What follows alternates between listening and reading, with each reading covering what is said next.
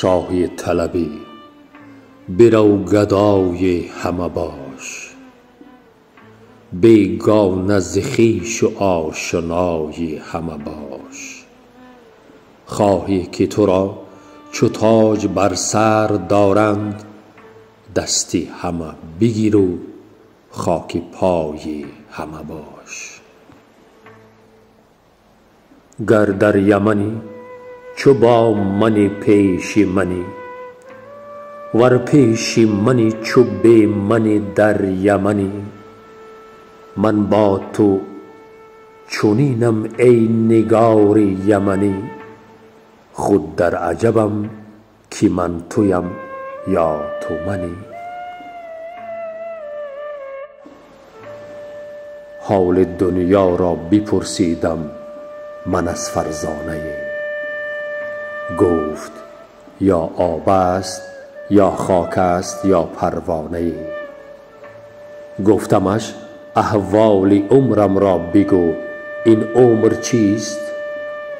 گفت یا برق است یا باده است یا افسانه. گفتمش اینها که می بینی چرا دل بستند؟ گفت یا خوابند یا مستند یا دیوانه. گفتمش احوال جانم را پس از مردن بگو. گفت یا باغ است یا نار است یا ویرانه. ای آن که به ملک خویش پاینده تویی، وز دامن شب صبح نماینده تویی. کار من بیچاره گره افتاده است، بگشای خدایا که گشاینده تویی. یا رب در خلق تکیه گاهم نکنی، محتاج گدا و پادشاهم نکنی.